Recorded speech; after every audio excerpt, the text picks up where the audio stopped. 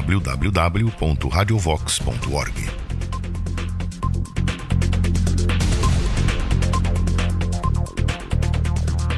Boa noite, ouvintes da Rádio Vox. Aqui quem fala é o Edson Camargo, editor aqui da Rádio Vox e também do site Mídia Sem Máscara.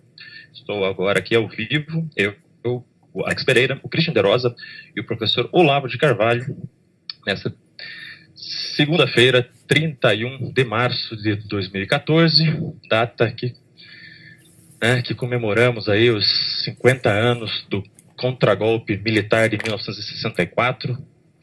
E vemos aí hoje na mídia, na academia, entre os opinadores, nas redes sociais, toda a falação, toda a repercussão em torno da questão da ditadura, do golpe, os agentes políticos e quem está conosco vai dar o seu parecer, e reiterar algumas antigas lições já apresentadas em livros, em artigos. Está aqui conosco o professor Olavo de Carvalho. Muito boa noite, professor. Boa noite, Edson. Tudo bem? Tudo bem, graças a Deus. Pois é, hoje é o dia, meio século do golpe, e a versão que impera parece que não é, aquela história, não é bem assim. Como o senhor tem visto a cobertura hoje e a trajetória de produção de conhecimento ou de desconhecimento histórico a respeito desse tema, professor? Bom, aí nós temos que dividir a coisa em dois aspectos. Primeiro, o aspecto histórico, o estudo passado. Sim. E segundo, o aspecto político, quer dizer, a luta como está hoje em dia. Do ponto de vista histórico, a falsificação do relato começou já praticamente no dia seguinte ao golpe, quando o escritório da KGB no Rio de Janeiro, chefiado então pelo Ladislau Bittman, inventou a história de que o golpe havia sido tramado em Washington. Logo depois do golpe saiu o livro do Edmar Morel, O Golpe Começou em Washington. Mas quem inventou a história, o primeiro, foi o escritório da KGB, que espalhou para todos os jornais, estações de rádio, estações de TV do Brasil, um documento forjado no qual um alto funcionário do Departamento de Estado cumprimentava um agente do FBI no Brasil pelo sucesso da operação. A operação subentende era o golpe. Por que um funcionário do FBI? Porque, confessa o Ladislau Bittman, na época o pessoal da KGB no Brasil não conhecia nem um único agente da CIA lotado no país. Então usaram um funcionário do FBI. Agora, você vê se é possível uma participação intensa americana no golpe sem um único agente da CIA. Aliás, eu muitas vezes lancei esse desafio a esse pessoal que defende a teoria de que o golpe começou em Washington, e que inventa mil e uma coisas ainda para enfeitar essa história da KGB. Muitas vezes desafiei os camaradas seguintes: já que você sabe tanto, meu filho, então me diga o nome de um único agente da CIA lotado no Brasil na época. Não sai nome nenhum, eles não sabem nenhum.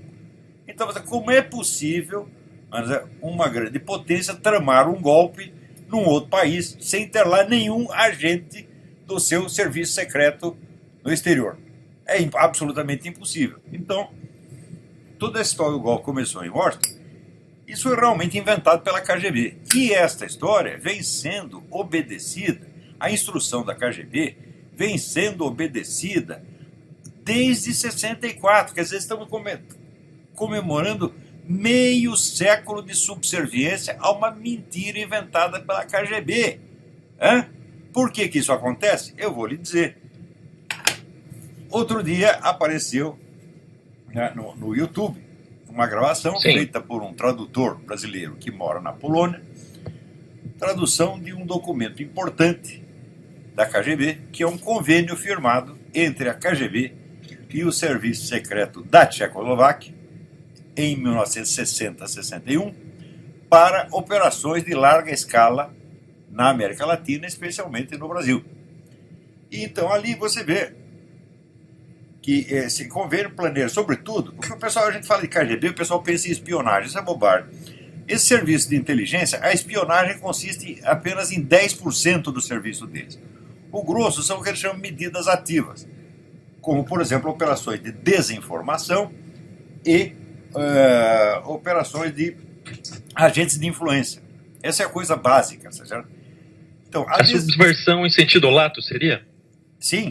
Não, muito mais grave que a subversão. Quando a gente fala subversão, a gente está entendendo mais a parada da propaganda, tá certo? Sim. E os serviços de inteligência lidam com coisa muito mais fina do que propaganda. A desinformação não é propaganda. A desinformação é você plantar uma informação falsa por uma via que seja confiável à vítima.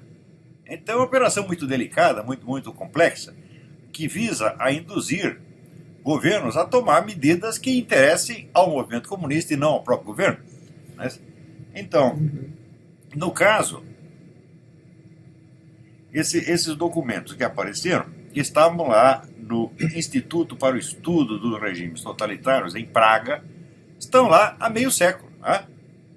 E foram liberados para pesquisadores internacionais há mais ou menos uns 10 anos, mas nenhum historiador brasileiro quis lá saber, quis lá investigar. Por quê? Porque sabe que daí toda a história vai cair. A hora que abre os documentos do lado comunista da coisa, toda a versão oficial, esta lenda idiota, desprezível, cai por terra. A primeira lenda é o seguinte: em 1964 não havia perigo comunista algum, isso foi tudo um pretexto inventado pela direita para tomar o poder e derrubar um presidente constitucionalmente eleito, etc. Então, a ideia de que haver um perigo comunista na época era enxergar comunista embaixo da cama, de que era tudo um delírio, isso aí se consolidou, não é entre estudantes, entre políticos, entre historiadores profissionais. É esse que é o ponto. Não temos que levantar nenhum debate político em torno deste ponto antes de termos feito um debate científico entre historiadores. Este é um problema para ser resolvido por historiadores profissionais. É para esfregar os documentos na cara dele e ver que aconteceu de novo a mesma coisa que sucedeu anos atrás com o problema do Foro de São Paulo. Que eu durante 20 anos fiquei falando nisso e o pessoal dizia: não, isso aí é tudo teoria da conspiração. Só que os documentos estão lá. Tudo que eu dizia do Foro de São Paulo, o Lula repetiu num discurso feito no 15º aniversário do Foro de São Paulo, falando das atividades clandestinas, secretas do Foro, tudo isso. Ele acabou abrindo o jogo. Ainda assim, o pessoal insiste em esconder a coisa, varrer para baixo do tapete. Mas aí, no caso, a disputa é mais entre jornalistas. Mas no caso que eu estou falando, que é o caso de 1964, não se trata de jornalistas, sim de historiadores profissionais.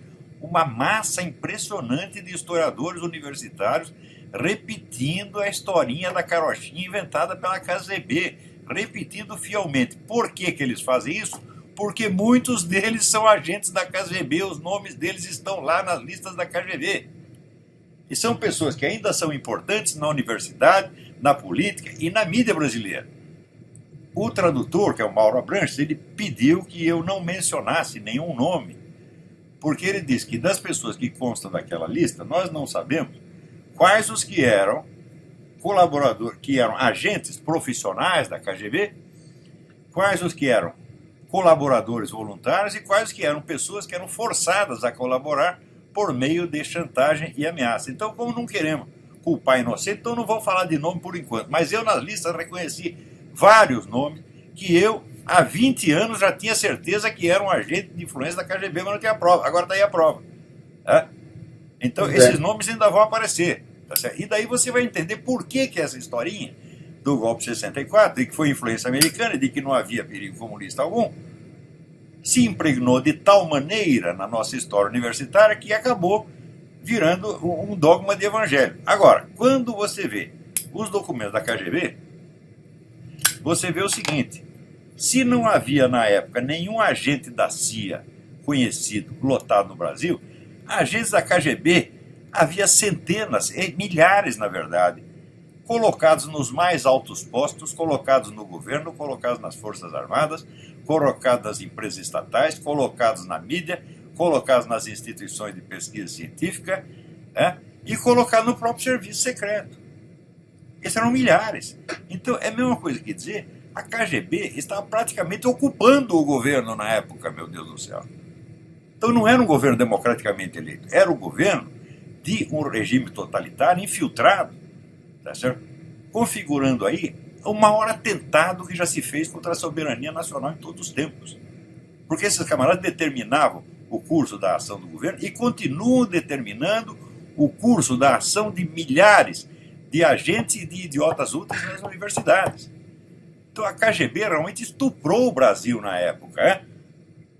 Agora, é curioso que, para não dizer que é o pessoal da esquerda que falsifica, o pessoal da direita também não teve nenhum interesse de averiguar essas coisas. Isso apareceu por causa de um sujeito que é nem de esquerda nem de direita, é um simples tradutor brasileiro, que traduziu os documentos sem comentá-los. Ele não tem nenhum intuito político, ele simplesmente pega os documentos e traduz, né, do tcheco para o português, e daí fica tudo claro e mostra os documentos. Agora, porque esse pessoal da direita, eu durante 20 anos, eu fui procurar líderes empresariais, políticos, líderes militares, implorando que fossem averiguar esses documentos que estavam sendo abertos nos arquivos de Moscou na época. Ninguém se interessou. Hã? Então, como é que nós vamos culpar a esquerda, meu Deus do céu? Quer dizer, se a própria vítima da falsificação consente com a falsificação e nada faz para eliminá-la, então os dois são culpados. Não é isso? Então, sim, existe da parte da esquerda, existe esta obscena obediência residual a uma operação de desinformação começada 50 anos atrás. Você veja assim, a subserviência, a falta de iniciativa intelectual desses historiadores. Né? Eu tenho uma filha que estudou História na USP. O curso de História na USP não é dos piores. Mas ela disse, olha pai, eu fiquei lá 5 anos, eu nunca vi nenhuma iniciativa intelectual, nenhuma curiosidade por nada, é só rotina. E a rotina, como já foi determinado pela KGB, o pessoal continua obedecendo. Então isso é claro que é uma vergonha nacional. Mas note bem, querer tirar consequências políticas disso antes de limpar a coisa no terreno científico e histórico é bobagem, é histeria. Nós temos que primeiro averiguar tudo e derrubar essa falsa historiografia. E desses historiadores que se comprometeram com isso, vamos ver quais deles estão nas listas da KGB e quais continuam trabalhando para a KGB. Porque, como diz o próprio Vladimir Putin, não existe isso de ex-KGB. Exatamente. Essa história, por exemplo, de dizer, o Zé Dirceu foi agente do Serviço Secreto Militar Cubano. Eu digo, o quê? Ele saiu do Serviço Secreto Militar Cubano? É claro que ele nunca saiu desse serviço secreto, só se sai morto. Morto ou refugiado. Você pede asilo nos Estados Unidos, daí você sai. Agora, dizer que ele saiu, ele continua colaborando com o regime cubano, como sempre colaborou. Ele está sentimentalmente muito mais ligado a Cuba do que ao Brasil. Ele, quando vê levantar a bandeira de Cuba, ele chora. Ele nunca chorou de ver a bandeira do Brasil, você está entendendo? Então, esses comprometimentos com os serviços secretos estrangeiros são coisa gravíssima. Gravíssima, não é coisa que você... agora mudou de ideia, não quero mais, não brinco mais. Não é assim. Então isso quer dizer que a historiografia brasileira sobre o golpe de 64 é maciçamente, não digo propaganda comunista, não digo propaganda esquerdista, é operação de desinformação da KGB. Isso é bem diferente do que apenas ser comunista. Claro que tem muitos desses idiotas que nem sabem de KGB, simplesmente ouve a conversa de um outro comunista mais velho e repete. E é isso que se chama o idiota útil. O idiota útil, por definição, é idiota demais para saber que é útil e para saber a quem é útil. Não é isso? Então, é a velha história do Willy Munzenberg, que dizia que essas operações são como criação de coelhos. Você põe lá um casalzinho, ele se multiplica automaticamente. Então, é claro que, da maioria desses historiadores, eles nem sabem que estão trabalhando para a KGB. Eles simplesmente obedecem o discurso que receberam e continuam repetindo. Outro dia apareceu um rapaz, professor de História da Universidade de Tocantins, que, no empenho absolutamente psicótico de provar a intervenção americana no golpe de 64, disse que o IBA, um daqueles, eu não lembro se era o IPES ou o IBA, um dos dois institutos, havia 2 think tanks importantes da direita na época, e ele deu lá uma quantia, falou, não, esse instituto recebeu, acho que era um negocinho da ordem de 22 bilhões de dólares, em 64, eles tinham uma verba de 22 bilhões de dólares, não lembro se o número exatamente esse, mas era um número que era 5 vezes o PNB do Brasil na época.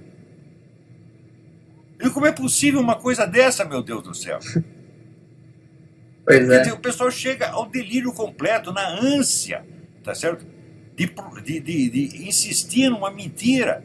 Quer dizer, o mentiroso, quando ele é pego em flagrante, tá certo? Um se arrepende e diz, de fato, fui feito de trouxa, como eu mesmo, muitas vezes na vida, fui feito de trouxa, pela esquerda e também pela direita. Entendeu? Por exemplo, quando eu acreditei na história no livro do Júlio José Chiavenato, eu li o livro dele sobre a Guerra do Paraguai, e li num dia e passei a noite sem dormir. Fiquei tão impressionado com aquilo, genocídio americano. O Brasil é um país genocida, matou 94% da população do Paraguai, um negócio horroroso, né? E pegava a população desarmada, queimava o hospital, queimava os danos no hospital. Fiquei horrorizado com aquilo e escrevi a respeito. Passam uns anos, vem o livro do Francisco Doratioto, Maldita Guerra, que prova que aquilo tudo era absolutamente falso. Eu falei, puta, acreditei no esquerdista, me ferrei de novo. Né? Então, um se arrepende, mas outros, ao contrário, eles ficam naquela insistência histérica, que vai aumentando a coisa cada vez mais, até o ponto de dizer, tinha uma verba de 22 bilhões de dólares. Meu Deus do céu! Pois é, agora, professor, inclusive, parece que tem ali no notícia do vermelho.org, ali, de que o Senado brasileiro vai pedir para o Departamento de Estado norte-americano as informações sobre esse apoio americano à ditadura, né? Sim, mas não precisa pedir para o Departamento de Estado. Eu sei qual foi o apoio. Ué, eu sei, porque eu tenho testemunho direto. A ajuda americana consistiu em enviar um navio cheio de combustível para os tanques que os golpistas iam usar. Esse navio-tanque não foi dado de graça, foi pago um depósito que nunca foi devolvido. Olha a ajuda, olha a bela ajuda que veio. Né? O pessoal, eu sei disso aí por depoimento direto do ex-governador e ex-ministro das Minas, Paulo Egídio Martins, que eu perguntei a ele, doutor Paulo, os americanos participaram do golpe, ajudaram no golpe? Ele disse, não. Eu disse, como é que o senhor sabe? Ele disse, eu sei porque eu que fui lá pedir para o secretário de Estado, Adolfo Berle Jr., e o máximo que eu consegui foi esse navio combustível que não foi de graça. Ele pediu uma quantia, tinha que pagar um depósito, eu não tinha dinheiro para pagar o depósito, pedi para o meu sogro, que era banqueiro, Alberto Baito, e foi lá, dei o depósito e veio o navio com combustível que nós não usamos. E o depósito jamais foi devolvido. Né? Agora, o brasileiro é tão cínico, mas tão cínico, esse pessoal da esquerda é tão cínico, que outro dia não, vai fazer uns 2 ou 3 anos, saiu assim, a prova definitiva de que os americanos orquestraram tudo. A prova definitiva era a gravação de uma conversação entre o embaixador Lincoln Gordon e o presidente Lyndon Johnson, no dia do golpe, no dia 31 de março, onde o embaixador dizia, senhor presidente, os americanos aqui, os militares aqui botaram os tanques na rua, nós temos que fazer alguma coisa. Ou seja, o sujeito que preparou o golpe, né, ele não é surpreendido pelo golpe para ter que fazer alguma coisa depois. Quer dizer, a prova provava o contrário. Eles vêm com a ideia de que os americanos prepararam o golpe e a gravação prova que os americanos foram práticamente, embora eles soubessem que havia preparação de um golpe, eles foram surpreendidos, as coisas se precipitaram. E no dia 31 de março é que eles começaram a pensar, vamos fazer alguma coisa. Que acabaram não fazendo coisa nenhuma. Não é isso? Então, esta prova, que prova o contrário do que eles estão dizendo, é usada para reforçar a mesma mentira de sempre. Quer dizer, nós estamos num ponto onde esse pessoal que se diz historiadores universitários todos, eles já chegaram naquele ponto de fingimento histérico em que não adianta você conversar com o cara, porra. Quer dizer, o histérico, ele não acredita no que vê, ele não acredita no que sente, ele acredita no que ele diz. Ele diz as coisas e passa a acreditar. Ele diz, eu estou com uma dor de cabeça danada, daqui a pouco a cabeça começa a doer. É autopersuasão. E a historiografia brasileira sobre o golpe de 64 é quase toda assim. A repetição de uma mentira que acaba por persuadir eles mesmos. Pois é, outra coisa também que eles estão tentando fazer aí, agora, e por ocasião do dia de hoje, aí apareceu na mídia, é as chamadas políticas de memória, né? Mas que memória? Eles estão ocultando a memória. Memória é documento, meu Deus do céu. Eu estou falando há 20 anos, vamos abrir esses documentos da KGB e daí saberemos a história. Os documentos já estão abertos. E eles vão continuar negando agora? Pois eu digo, o Brasil foi estuprado pela KGB. A KGB estava em todos os escalões do poder no Brasil. Isso não sou eu que estou dizendo, é o convênio assinado entre a KGB e o Serviço Secreto da Tchecoslováquia. Por quê? Para atuar no Terceiro Mundo, a KGB usava o serviço secreto dos países satélites. Por exemplo, no Oriente Médio usava o da Romênia. Tá certo? E no Brasil era a Tchecoslováquia. Então está lá, convênio KGB-SBT. Está tudo lá, as operações que foram feitas, os organismos que foram infiltrados e os nomes dos agentes. E a descrição das operações que já estavam em curso e das seguintes que já estavam sendo planejadas. Então, vamos dizer, a atuação americana no Brasil na época, a atuação do serviço americano no Brasil na época foi tênue ou quase nula, ao passo que a da KGB foi avassaladora, invasiva e avassaladora. Isso está provado nos documentos. Eu quero ver os caras desmentirem esse documento. Eles só falta dizer, não, a KGB fez isso, né? Só para agradar o governo soviético, dizer que estavam fazendo alguma coisa, estavam enganando o governo. Mostrar serviço. Mostrar serviço. Só falta inventar isso agora. Agora continua o desafio. Ô Saberetas, me diga o nome de um agente da CIA lotado no Brasil na época. Eu lhe dou o nome de trocentos agentes da KGB que estavam lá, brasileiros. Tinha inclusive um embaixador brasileiro em Moscou, era agente da KGB. Sem falar jornalistas, né? Jornalistas tem lá várias dúzias. E estão aí ainda, nem todos morreram. Então, este é o debate historiográfico. Né? Sim. Sem isto, você querer tirar proveito político, fazer propaganda política, é besteira. Porque ninguém vai dominar a política de um país se não tiver, pelo menos, garantido um espaço na alta cultura e nas universidades. Então, o debate intelectual tem que começar primeiro. O debate científico dentro da universidade tem que desbancar e desmoralizar todos esses office boys da KGB, que estão escrevendo uma história mentirosa há 50 anos. Então, o perigo comunista existia sim, era muitíssimo grave, tá certo? E a KGB cometeu com isso, vamos dizer, o maior atentado contra a soberania nacional que já aconteceu. Agora, ali tinha a cumplicidade do próprio presidente da República, porque nós sabemos que outra mentira que os caras espalham, que nós temos que acabar com ela, é de que as guerrilhas foram feitas em reação ao golpe militar, quando as guerrilhas já haviam desde 1961 organizadas e financiadas por Cuba. E quando os documentos provando isso chegaram na mão do presidente da República, João Goulart, o que ele fez? Mandou instaurar um inquérito? Mandou punir o responsável? Não. Escondeu tudo e mandou para o Fidel Castro. Isso é um crime de alta traição. Só por isso esse homem tinha que ser derrubado. O presidente não pode fazer isso. Quer dizer, você descobre uma operação, uma intervenção armada de um outro país na sua nação e você esconde, você se torna cúmplice do invasor? Como é que é isso? Então, não sei, não precisa nem pensar o restante das acusações que havia contra ele. Você tem que ir direto na acusação mais substantiva. Você é um traidor, você traiu a pátria, você entregou as provas do crime para o criminoso para escondê-lo. Tá certo? Pois é, inclusive não só a questão aí que o senhor falou da universidade, né?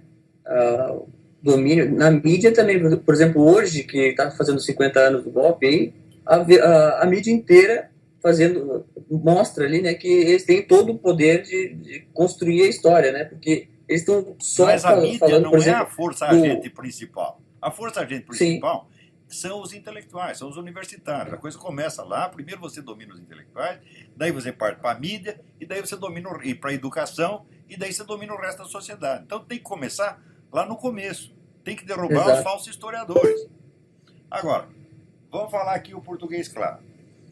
Né? Não é um problema do sujeito ser direitista ou esquerdista. Porque ao longo da história do Brasil, o único governante que fez alguma coisa substantiva contra o comunismo foi o Marechal Eurico Gaspar Dutra, que foi eleito pela coligação PSDB-PTB, que era um partido de esquerda. Né? Este foi o sujeito que fechou o Partido Comunista, cassou os mandatos de todos os deputados e senadores comunistas e rompeu relações com a União Soviética. Ora, pergunto eu, o governo militar, que dizem, apresentam como se fosse o supra-sumo do direitismo, quando o governo vai dizer que o governo militar ignorava a penetração da KGB no Brasil? Claro que não. Agora eles têm as provas definitivas, mas sempre souberam. Romperam relações com a União Soviética, que nada, foram puxar o saco da União Soviética e querer fazer negócio, porra. Tá entendendo? Então, então, o que se chama direita no Brasil, isso é uma corja de oportunista, de imbecis, você tá entendendo? E de ingênuos, às vezes. Então... a ingenuidade, às vezes, discursiva, né? Eu acredito em discursos que não é aquilo que o Eric Voegelin chamava estupidez criminosa. Quer dizer, uma estupidez que o sujeito não tem o direito de ter. Não é isso? É isso aí. Então, você vê, o governo militar ficou lá, né? Olha, até hoje era o seguinte, o golpe foi uma coisa justa. Derrubar o João Goulart era inteiramente justo. Tinha que fazer isso. Só que daí apareceram as ambições e trocaram o nome do negócio para Revolução. E não era mais só derrubar um presidente, era Revolução. Ah, então nós não vamos só derrubar o presidente, fazer novas eleições em 6 meses. Nós vamos refazer o Brasil. E pronto, aí virou uma merda. Porque é uma proposta revolucionária. E ficaram no poder 20 anos, quando tinham prometido realizar eleições em 6 meses. Durante esses 20 anos que ficaram lá, eles destruíram toda a liderança liberal e conservadora do Brasil, cortaram a cabeça do Carlos Lacerda, cortaram a cabeça do Juscelino Kubitschek, tá certo? Cortaram a cabeça do Adhemar de Barros, cortaram a cabeça do Magalhães Pinto, acabaram com a liderança civil, meu Deus do céu, e instalaram o poder de um grupo de militares iluminados e tecnocratas. E daí ficou uma ditadura que durou 20 anos. Claro que na esfera econômica fizeram alguma coisa. Da onde vem isso? Existe no Exército Brasileiro uma tradição positivista, que já vem desde o século XIX. E a proposta positivista sempre foi o governo tecnocrático. O que é o governo tecnocrático? Você elimina a política.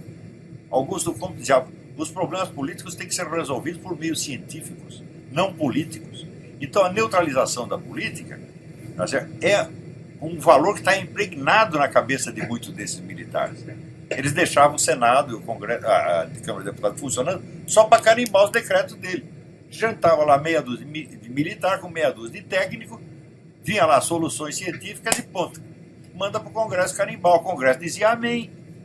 Ali o debate parlamentar era o debate do amém com o sim senhor. Você está entendendo? Então, agora, o que fizeram contra o comunismo? Quer saber? Nada, nada. Fizeram contra as guerrilhas, contra a esquerda armada. A política era o seguinte, a gente reprime a esquerda armada e alisa a cabeça da esquerda desarmada. Tem lá o relato do Ricardo Vélez Rodrigues, que é um estudioso venezuelano que mora no Brasil, venezuelano ou colombiano, agora não sei, agora me atrapalhei. E que é um grande conhecedor da história das ideias no Brasil e, sobretudo, da história da universidade no Brasil. E tem lá o relato dele, onde ele mostra que o governo foi boicotando todos os intelectuais de direita, todas as publicações de direita. Você vê, na época você tinha uma revista filosófica monumental, excelente, feita por conservadores católicos, que era a revista Convivium. Os militares retiraram a revista Convivium da lista de publicações que dão currículo universitário. Quer dizer que ensaios, artigos publicados no Convívio não constam como currículo até hoje. Tá certo? E, ao mesmo tempo, espalhavam dinheiro, tá certo, para as editoras comunistas. Isso aí me foi contado pelo Enio Silveira, que era dono da Civilização Brasileira, que era a maior editora comunista no Brasil. Ele dizia o seguinte, ele me disse isso poucas semanas antes de morrer. As palavras dos moribundos, gente, têm um peso. Você está entendendo? Então, ele me disse na minha frente, e uma outra testemunha que eu não vou citar o nome, mas se preciso eu cito. Sim. Ele disse, quando a situação apertava, eu ia lá no Golbery, ele soltava dinheiro, e a minha editora só sobreviveu graças a isso. Então, era a ideia de que o governo militar não era anticomunista, ele era antiguerrilha apenas. É como o governo Santos, na Colômbia. Nós não queremos guerrilha, não queremos violência. Então o que nós fazemos? Nós alisamos a esquerda pacífica, damos dinheiro para ela, damos cargos, deixamos ela ocupar as universidades. Foi a mesma coisa que os militares fizeram. Então os militares são condenados, tá certo? Por aqueles que deveriam ser gratos a eles. Quem tem que estar bravo com os militares são as pessoas que, em 1964, confiaram na promessa de eleições. É? Eu era muito jovem na época, e pior, eu estava completamente contra o golpe. Estava no meio dos comunistas, etc, etc. Mas eu vi o entusiasmo das pessoas que apostaram no golpe, que não foi um movimento militar. Os líderes, nenhum dos líderes era militar. Os líderes eram o Carlos Lacerda, era o Magalhães Pinto, era o Abreu Sodré, era tudo civil. Milton Campos, era essa gente. O que aconteceu foi que eles contactaram alguns generais e chegou na hora um general deu um acesso de impaciência, que foi o Mourão Filho, e ele disse, então eu vou meter os tanques na rua, e meteu. Mas como é que você vai chamar de movimento militar onde é um movimento que realizou passeatas de 1 milhão de pessoas? Será que era 1 milhão de soldados? Era um movimento eminentemente civil. E a ideia era tirar o João Goulart e fazer eleições em 6 meses. Ninguém tinha a menor dúvida de que em 6 meses só tinha 2 pessoas que podiam se eleger, que era o Carlos Lacerda e o Juscelino Kubitschek. Os dois tiveram suas cabeças cortadas pelos iluminados tecnocratas do governo militar. Então, note bem, sujeitos equacionar as coisas em termos políticos de hoje, tá certo? E celebrar o movimento militar, tá certo? É também cometer uma injustiça. Eu posso celebrar a derrubada do João Goulart. Sim, hoje eu entendo que foi uma coisa inteiramente justa. Mas não posso celebrar nada do que foi feito depois. Nada. Porque você veja, a decisão. Se você perguntar assim, durante os 21 anos que ficaram no poder, quantas vezes os militares promoveram campanhas de propaganda anticomunista, não antiguerrilha? Nenhuma vez. Quando foi para introduzir a disciplina de educação moral e cívica nas escolas, quem eles chamaram para redigir o texto básico? O padre Bastos Dávila, que era um homem da esquerda. Ou seja, propaganda anticomunista não houve nenhuma durante 20 anos, não fizeram filme, não fizeram programa de TV, não ensinaram nada nas escolas, tá certo? E abriram espaço para que a esquerda dominasse o aparato editorial, ao ponto de que, conforme mostram os registros da Câmara Brasileira do Livro, o período do governo militar foi o período de maior progresso da indústria editorial comunista no Brasil, ao longo de toda a nossa história. O senhor tratou disso nos artigos O Mito da Imprensa Nanica também, né, professor? Sim, não só da indústria editorial, porque eu estou falando de livro, por enquanto. Se você fala de mídia, jornais, etc., havia dezenas de jornais de oposição, jornais comunistas, circulando livremente. De vez em quando eles iam, cortavam uma matéria, ou prendiam um redator, deixava 2 dias na cana e soltava. Lê o documento do Jaguar, o cartunista Jaguar, para você ver como era a censura no Pasquim. Era um negócio mais amigável. Eu chegava lá, o coronel disse, vou cortar essa matéria. Ele disse, não faça isso, o coronel está tomando uma cervejinha, deixava passar. Veja, o pessoal que foi preso e sofreu alguma coisa na cadeia era o pessoal ligado à guerrilha. A dizer que um jornalista foi torturado por causa de um artigo, isso nunca aconteceu. O pessoal faz uma choradeira, por exemplo, em torno do Otto Maria Carpo. O que aconteceu com o Otto Maria Carpo? Houve uma queixa contra ele, a queixa chegou na promotoria, o promotor chamou o Otto Maria Carpo, fez lá umas perguntas e arquivou o processo. Não houve nem processo. Isso foi tudo o que aconteceu com o Otto Maria Carpo. E até hoje o pessoal fica chorando. Otto Maria Carpo foi vítima da ditadura, etc, etc. Claro, tem muita gente que perdeu o emprego. O grande jornal de oposição no começo era o Correio da Manhã. Aconteceu, o Correio da Manhã faliu. E todos eles ficaram para a rua e tiveram que procurar empregos em outros lugares. O Carlos Heitor Coni arrumou emprego na editora Bloch, do Adolfo Bloch, que era um homem da direita, era um conservador, era um judeu foragido da Rússia, que horror de comunismo, e que era odiado por isso. Bastou o coitado do Coni arrumar um emprego na Manchete, que o pessoal da esquerda fez a caveira dele. Como se tivesse sobrando emprego na época, A gente ia escolher emprego. Se você ia trabalhar para o Bloch, ou ia trabalhar para o Henri Maxud, o pessoal fazia a tua caveira. Então, você veja, o pessoal da esquerda não só dominava as grandes redações, dominava a grande mídia e dominava a pequena, a mídia nanica também. Às vezes eram os mesmos caras que faziam uma coisa e a outra. Ou seja, eles já tinham hegemonia durante o regime militar. O que os militares fizeram contra isso? Absolutamente nada. Então, quer dizer, eles não fizeram um combate anticomunista, fizeram um combate anti-guerrilha. Eram contra a esquerda armada, mas na esquerda desarmada, alisaram a cabeça sim. Alisaram, ajudaram, tá certo? E isto, vamos dizer, isso quer dizer que a falsificação da história já começou no próprio regime militar, com a anuência dos militares. Se eles deixaram esse pessoal ocupar o espaço, é evidente que eles deixaram os fulanos inventarem a versão da história que eles queriam. Então, é o tal negócio. Se a vítima não age, se a vítima colabora com o criminoso, ela não pode reclamar depois, né? Pois é. Então não dá nem para dizer que os militares, que a hegemonia que é culpa dos militares, né? Quer dizer, não, a hegemonia foi entregue de mão beijada. Já foi durante. A hegemonia foi entregue de mão beijada para isso pelo próprio governo militar, que eram os camaradas que tinham mentalidade revolucionária sim. Quando eles adotaram o nome de revolução, não foi só para fins de propaganda. Eles tinham a ideia revolucionária, refazer a sociedade brasileira de alto a baixo, por meio da concentração do poder. Isso é a definição de uma revolução. Eles fizeram uma revolução sim, e esse foi exatamente o problema. Veja, o golpe foi justo, a revolução foi injusta, absurda e errada, embora tenha tido alguns sucessos inegáveis no ponto de vista econômico. Que você vê, durante o tempo do Médici, se você for ver o número de brasileiros que saíram da miséria, saíram da marginalidade para se integrar no sistema econômico, foi aqui uns 30% ou 40% da população brasileira no mínimo.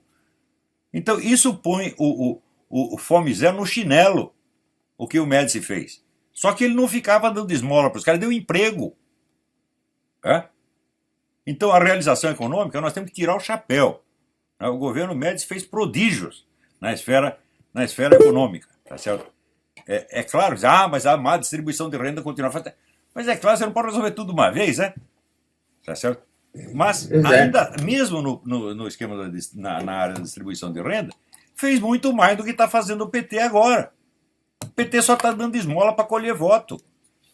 Tanto que, você vê, o pessoal diz, mas o Lula tinha não sei quanto por cento de aprovação. O Médici tinha 82% de aprovação na última semana de governo. Então, o pessoal sabia o que era um bom. Do ponto de vista econômico e administrativo, o Médici foi o maior presidente que esse país já teve. Depois veio o Geisel, que fez um monte de cagada, e o Figueiredo também, mas durante o período do Médici, o país foi bem administrado. Agora, em matéria de política, esses caras eram cegos. Em matéria de política e de cultura, totalmente cegos. Você vê, o brasileiro tem preconceito contra a política. Ele acha que política é coisa pra gente que não presta. Então ele deixa os bandidos tudo ocupar todos os lugares na política e depois fica se queixando. Então o preconceito antipolítico brasileiro é uma herança positivista. E esse preconceito vigorava tanto na cabeça dos milicos quanto na cabeça da população em geral. Então, você deixa a política só para os bandidos tomam conta, porra. Eu hoje tenho militante apolítico, né? Militante apolítico, mas não fizeram movimentos de protesto. Esse é um protesto apolítico. E você já viu o que é isso? É um quadrado redondo, meu Deus do céu. Agora, vamos ver outro aspecto. Estou falando aqui, os militares, eles foram omissos no combate ao comunismo, omissos na luta cultural e na esfera educacional. A única preocupação do governo em matéria de educação naquela época era abrir vagas, abrir uma faculdade em cada esquina para todo mundo ser doutor. E deu no que deu. Hoje, o Brasil tem 50% de estudantes universitários analfabetos funcionais. Começou agora? Foi culpa do PT? Não, veio desde aquele tempo. O PT agravou a coisa formidavelmente, sim. Mas não foi ele que começou. Agora, vamos avaliar um outro ponto. Eu estou dizendo que o pessoal militar se omitiu. Mas os líderes liberais e conservadores que vieram depois do regime militar também se omitiram gravemente, gravemente. Vou lhe dizer uma coisa. Aconteceu, por exemplo, esse caso da Raquel Sherazade. Estão acusando a Raquel Sherazade de apologia do crime, porque ela disse que a reação popular contra um delinquente é uma coisa compreensível. Ou seja, ela está explicando, claro que fazer justiça com as próprias mãos é um delito, mas ela está explicando o delito em função de uma situação social. Ora, explicar e justificar delitos em função de uma situação social é o que a esquerda faz maciçamente há 60 anos. Eu denunciei a coisa já com atraso de 40, em 1994, no artigo Bandidos e Letrados, que foi publicado no Jornal do Brasil, mostrando que a apologia do crime era a prática mais geral e constante de todos os porta-vozes do esquerdismo no Brasil. E eu dizia para o pessoal liberal e conservador, vocês não vão processar esses filhos da puta? Eles estão fazendo apologia do crime. Você veja, a OAB e a ABI, a Associação Brasileira de Imprensa, de mãozinhas dadas, lançaram o livro do chefe do Comando Vermelho, William Lima da Silva, aplaudindo o cara, todos os doutores, os ministros lá aplaudindo o cara, que estava justificando as atividades do Comando Vermelho com um protesto social. Então, a partir da hora de você consente que se pratique a apologia do crime durante 60 anos sem você reclamar, chega um dia um desses apologistas do crime descobre alguma coisa que se parece de longe com o que eles estão fazendo e diz, é a nossa chance. Já que eles não nos processaram, nós vamos processá-los. É exatamente o que está acontecendo. Agora, aí também eu expliquei, né, pedi, implorei, esbravejei, não adiantou nada. Então o que vocês querem? Vocês não processam o criminoso, segundo dia o criminoso processa você. É como aconteceu aqui nos Estados Unidos, teve um sujeito que assaltou um supermercado e depois processou o supermercado porque ele disse que ele teve estafa nervosa durante o assalto, coitadinho. Eu não sei o que deu o processo, mas o que esses caras estão fazendo é isso. Os apologistas, os maiores apologistas do crime que esse país já conheceu, estão processando uma pessoa que não fez apologia do crime, que apenas pareceu fazê-lo. Pareceu fazer uma coisa igual ao que eles estavam fazendo. Só que essa pessoa é da direita. Então, o que faz? O criminoso pega uma pessoa inocente e diz, nós vamos sacrificar, já que nós não fomos sacrificados. Então agora pergunta, cadê aqueles líderes liberais com que eu conversava 20 anos atrás aí, que eles estão pensando, não, nós temos apenas que fazer a propaganda das ideias liberais. Eu disse que vocês não querem fazer luta política, não? E não eram pessoas intelectuais, eram senadores, eram deputados. Então, olha, por exemplo, outro dia fizeram uma passeata dizendo, nós queremos intervenção militar. Eu digo, peraí, você já esgotou os outros meios? Por exemplo, quantos processos você fez contra essa gente? Você tentou a via judicial? Não tentaram nada. Agora, você vê, o pessoal da esquerda fica procurando qualquer pretexto para processar alguém, mesmo que o processo não dê certo, queima a reputação do desgraçado. Eles não param de fazer isso, eles fazem isso o tempo todo. Então, pelo contrário, professor, tinha até gente acusando o doutor Heitor de Paula de receber dinheiro dos esquerdistas, né, dos isso comunistas. É uma coisa assim que... Olha, eu não sou muito de ficar bravo com essa coisa, mas dizer que o Heitor de Paula se vendeu, olha, não é para falar palavrão no seu programa, mas a única resposta possível é assim, vai tomar no cu, porra. Não tem outra. Quem diz isso merece um tapa na cara. Eu conheço o Heitor de Paula. Você pode acusar o Heitor de Paula de ser muito intransigente, de ser muito duro, de não ter flexibilidade. Todo esse defeito ele tem. Justamente por isso ele é um homem honrado. Ele mesmo quando ele está errado, ele está falando a coisa sincera, porra. Você está entendendo? É um estudioso seríssimo, né, professor? O Heitor de Paula, comentarista político não brilhante. Digno, eles não são dignos de amarrar o sapato do Heitor de Paula, quem levantou essa história. Eles não sabem o que é o Heitor de Paula. O Heitor de Paula é um homem honrado, porra. Só que eles não sabem o que é um homem honrado. Porque no Brasil, a moda é achar que todo mundo é venal. Você escreve uma coisa, agora de mim, quantas vezes fala, quem está pagando ele? Para quem ele está trabalhando? A resposta é que estou trabalhando para você, porque a sua mãe já está velha demais para ir pro puteiro, tá entendendo? Então você está... Passando fome, eu estou trabalhando para te sustentar, vagabundo. Então, essa coisa, essa insinuação de venalidade é resultado desse preconceito apolítico brasileiro. O sujeito não quer ter uma atitude política, então o que ele faz? Ele capricha no moralismo. Vai para o discurso moralista. Eu sempre disse, no combate à corrupção é inócuo, meu filho. Hã? Então, outro dia me mostraram um site que dá notas para os políticos brasileiros, por critérios apolíticos. Quantas vezes ele participou de sessões, quantos projetos apresentou, etc. Totalmente apolítico. Então, o resultado, que alguns dos políticos mais nefastos do país, que apenas são eficientes, estão lá com notas altíssimas. Sim. Quer dizer, é coisa de idiota. Né? Quer dizer, se você é apolítico, meu filho, então você tem que aceitar ser governado por qualquer um e não reclamar. Já começa a se abster do julgamento político, acabou, claro. Né? Agora, outra coisa, você pedir intervenção militar, eu digo, olha, a intervenção militar é um meio de você obter certas coisas. Né? Agora, você quer a finalidade ou você quer os meios? Por exemplo, se o PT for derrubado por eleição, não serve? Se o PT for derrubado por via judicial, não serve? Se o PT for derrubado por pressão popular, não serve? Tem que ser uma intervenção militar? Isso é frescura, meu Deus do céu. Outra coisa, intervenção militar, uma intervenção armada, se justifica quando você esgotou todos os outros meios. Em primeiríssimo lugar, a via judicial.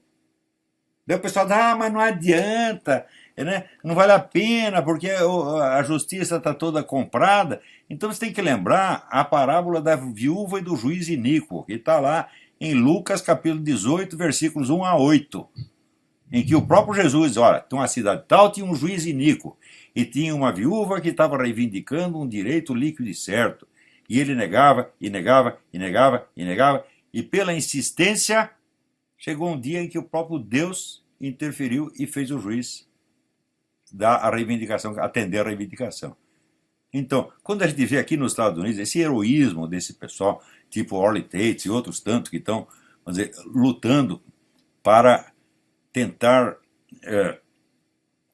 de impugnar o mandato Obama com base numa coisa justa, que é a falsidade documental, que está mais do que provado, eles já tentaram trocentos processos. O juiz fica com medo, nenhum processo foi julgado até agora, nenhum. O juiz fica com medo e ele inventa um jeito de tirar da seringa. Porque aí eu me lembro, meu pai era advogado e ele dizia uma coisa que eu nunca esqueci. Ele disse, olha, às vezes o juiz é parcial a favor do queixoso, às vezes é parcial em favor do réu. Mas ele é sempre parcial em favor de si mesmo. Portanto, podendo dar uma sentença inócua que não o comprometa, ele o fará. Podendo não dar sentença nenhuma, ele o fará. Isso é batata, líquido e certo. Então, os processos são tudo recusados em limine. Eu não tenho jurisdição, isso não é comigo, todo mundo tirou da seringa. Mas o pessoal continua insistindo, tanto que hoje, você já vê, 60% da população americana não acredita mais nos documentos do Obama. E mais dia, menos dia, ele vai ter que pagar por esse crime. Agora, no Brasil, pergunta assim, quantos processos judiciais todos esses lindos protestadores, liberais e conservadores tentaram? Nenhum. E já querem uma intervenção militar? Falou, você esgotou a via legal e pacífica, meu filho? Para você pedir uma barbaridade dessa? Não. Então você não tentou nada. Então é o seguinte, você está querendo é que o soldado vá lá se arriscar no seu lugar, porra. Daí o pessoal diz, mas processo custa caro. Daí eu pergunto assim, se você não pode dar nem o seu dinheiro para a causa que você acha justa, com que direito você exige que um soldado dê a vida? Você está entendendo? Então, o problema do Brasil é a corrupção mental e a corrupção moral que entrou muito fundo na cabeça de todo mundo. Cada um de nós tem que fazer o seu meia-culpa, examinar, dizer, pera, aonde que eu contribuí para a merda chegar a esse volume que chegou hoje. Não é questão de você aderir a uma política ou a outra, porque o que tem efeitos não é a sua convicção, a sua crença, são as suas ações. E o seu estilo de agir que se impregna nos outros. Então, aí, não interessa muito qual é a sua ideologia. Você vê o que acontece. Por exemplo, vou te mostrar como esse negócio não é assim. Ideologia é um discurso de propaganda para justificar uma luta, certo? Então, o que interessa é a substância da luta e não a justificativa ideológica. Né? Você veja, na França, agora o partido da extrema-direita, o Front Nacional, ganhou as eleições, está todo mundo colaborando, etc, etc. Ah, tem pessoal que ficou contente. Só que acontece o seguinte, o Front Nacional é tremendamente antissemita. Sendo antissemita, ele colabora com o que existe de pior na esquerda. Por motivo ideológico? Não, por burrice. Eles não são a favor da esquerda. Apenas eles têm um preconceito que os torna instrumentais para a esquerda, radicais islâmicos, etc, etc. Então a pessoa precisa medir não a sua ideologia, as suas belas intenções, as suas ações reais. Então, se você, por exemplo, se você durante 30 anos você permite todos os abusos e não recorre à via judicial e depois vai pedir uma intervenção militar, você se tornou culpado pela situação. Porque se você não usa os instrumentos da democracia, a democracia acaba. Quem matou a democracia foi a esquerda? Não, foi a esquerda e a direita junto. Uma pervertendo a justiça, tá certo? E a outra abandonando a justiça, virando as costas à justiça.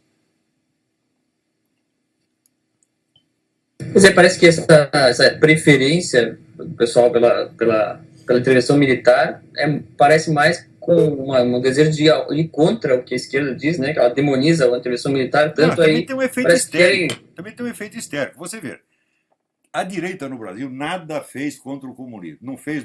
Só quem fez foi, repito, o Marechal Dutra. Esse é um herói nacional. Eleito pelo... Você vê, aqui nos Estados Unidos, quem foi o núcleo do movimento anticomunista aqui? Foi o pessoal da esquerda. Foi a esquerda democrática que fez tudo aqui. Até quando teve o Solzhenitsyn esteve aqui, ele foi fazer um discurso no Sindicato de Trabalhadores, ele disse, olha, a primeira coisa que eu tenho a dizer para vocês, esses capitalistas e banqueiros aqui jamais ajudaram os dissidentes soviéticos, mas vocês, trabalhadores americanos, vocês ajudaram, enviavam dinheiro para nós, nos socorriam, etc. Era metade ali, era esquerdista, pô.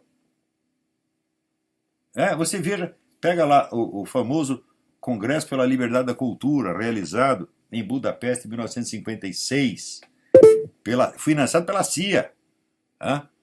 E estão lá, né, intelectuais denunciando o comunismo, contando os crimes do comunismo. 80% deles eram gente que vinha da esquerda. Então o problema não é a sua ideologia, meu filho, é as suas ações reais. Eu estou falando para você que o único governante que fez uma coisa efetiva contra o comunismo foi o cara eleito pela esquerda, que foi o Marechal Dutra. Agora, até hoje, o pessoal da direita tem o mito do brigadeiro Eduardo Gomes, que era o candidato da direita. Era uma boa pessoa, etc, etc. Mas, no caso entre nós, eu duvido que ele, na presidência, ele tivesse culhão para fazer o que o Marechal Dutra fez. O Marechal Dutra, você sabe que era um homem que ele não ia ao banheiro sem consultar a Constituição para ver se era permitido, né? Então, agora, o pessoal idealiza o brigadeiro e tal, muito bem, o brigadeiro é uma boa pessoa, mas acontece que o Dutra é muito mais do que isso. Tá certo? Então não interessa propriamente a ideologia, mas as ações reais das pessoas. Né? A verdadeira ideologia do cara a gente lê nas ações e não nas palavras. Então, por exemplo, a ausência... O pessoal quer fazer um movimento político. Um movimento político não tem ativismo judicial, não tem nada. Nada. Absolutamente nada. O pessoal quer fazer passeata, quer intervenção militar, quer isso, aquilo. Quando é que vai começar o ativismo judicial? Tem duas coisas que sem a qual não existe um movimento político. A primeira é o fundraising, é dinheiro. O segundo é o ativismo judicial. Portanto, uma comissão financeira, uma comissão de advogado. Começa com isso. Existe uma dessas duas coisas? Não. Até hoje não tem. Então não começaram nada. Eles só querem completar, você está entendendo? É ejaculação precoce. O sujeito diz que quer dar uma transada, que nada. Ele já abaixou as calças, ele já gozou, ele já acabou tudo, já foi pra casa. Não precisa fazer nada. Quer dizer, é preciso uma ocupação de espaço primeiro, né, professor? Das universidades. É evidente, mas antes de tudo, antes de você pensar em ocupar espaços, você tem que pensar em juntar forças. E você junta força com essas duas atividades. Uma comissão de fundraising, Vamos estudar aqui seriamente todas as fontes de dinheiro que nós podemos ter para juntar, para fortalecer esse movimento. E segundo, ter uma comissão judicial para dar apoio para isso. E para defender os perseguidos, como agora o caso da Raquel Sherazade. Note bem, Paulo Martins, né? Muito bem, note bem, esse caso do SBT é nítido como tudo está sendo contado ao contrário. Porque a intervenção do governo no SBT, a ameaça de fechar o SBT ou de cortar verbas é ilegal. Isso é utilização de verbas e concessões do Estado como instrumento de pressão política. Isso é ilegal e isso é motivo para impeachment. Cadê o processo? Já abriram um processo? Não. Vamos fazer um processo para defender o Paulo Martins e a Raquel Sherazade.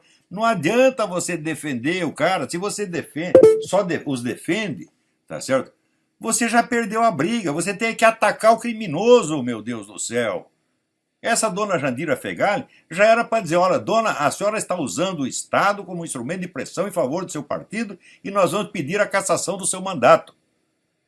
E a dona Dilma também, vamos pedir aqui o seu impeachment, porque a senhora está usando o Estado como instrumento de pressão para favorecer o seu partido, a sua facção ideológica.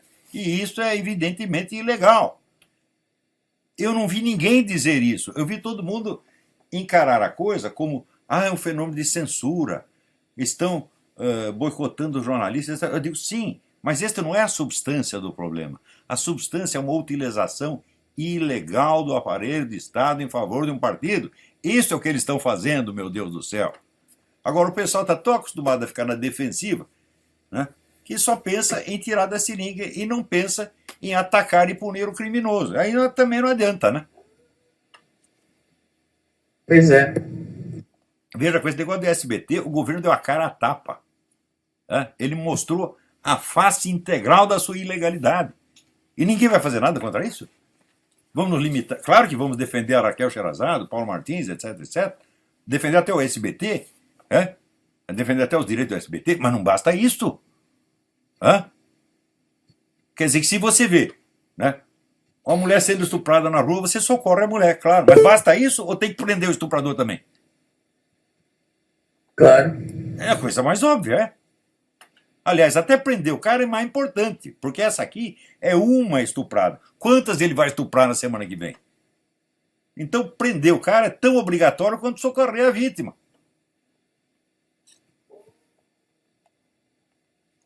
Mas esse país está tão louco que fizeram até essa campanha, eu não mereço ser estuprada. Você já viu uma coisa dessa? Já viu alguém ser estuprado por mérito? A pessoa ficou analfabeta, eles não sabem mais o sentido das palavras. A mulher quer dizer, você não tem o direito de me estuprar. Em vez dela dizer isso, ela diz, eu não mereço ser estuprado. Eu digo, mas que coisa mais pobre, mais masoquista, essa campanha.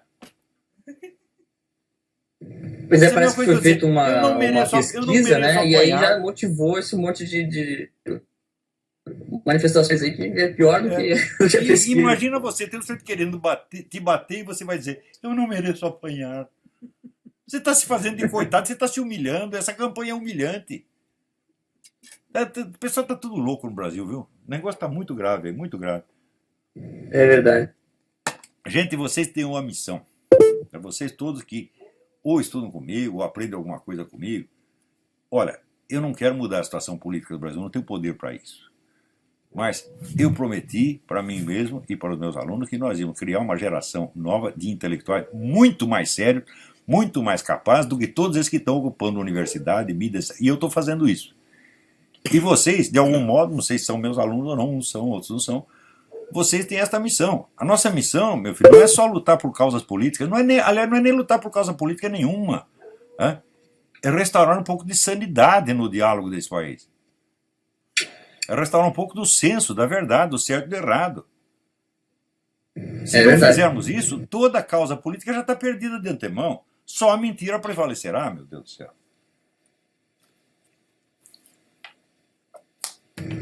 Esse é o que tem que ser feito, né? Sem sombra de dúvida. Então, gente, eu acho que eu já falei demais. Então é o seguinte, é para celebrar ou é para amaldiçoar o golpe de 64? Celebra a derrubada de João Goulart. A instauração da ditadura depois foi um erro, foi um crime, E só trouxe dano, porque toda a política econômica que deu certo poderia ter sido aplicada no regime democrático. Veja, se você pega os políticos mais amados do Brasil, ser certo ou errado, que era Carlos Lacerda, Adhemar de Barros e Juscelino Kubitschek, os três apoiaram o golpe. E os três foram destruídos pelo próprio regime militar. Como se justifica uma coisa dessa? E daí você tira militares absolutamente desconhecidos, né?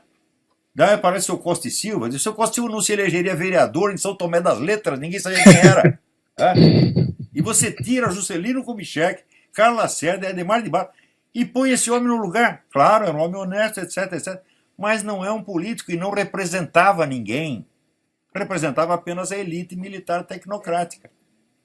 E isso acabou com a política no Brasil, acabou com o conservadorismo no Brasil, e nessa política de terra arrasada, esse deserto que ficou, a esquerda veio, quando voltou esse cara do exílio, e falou, o terreno é nosso, ocuparam tudo. Então não tem nada que celebrar, não. Nós temos que fazer... Deixaram tudo pronto. Tem que fazer a meia-culpa. Tá? Eu reconheço os méritos do regime militar na parte econômica, isso aí não tem como negar. Tá certo? E reconheço a justiça da derrubada do João Goulart. Mas isso não quer dizer que vão agora levantar a bandeira. Temos que ter outro golpe militar. Não. Talvez, um dia seja preciso uma intervenção militar. Mas não antes de nós tentarmos fazer por nossa conta tudo o que é possível na esfera civil. E não se fez nada.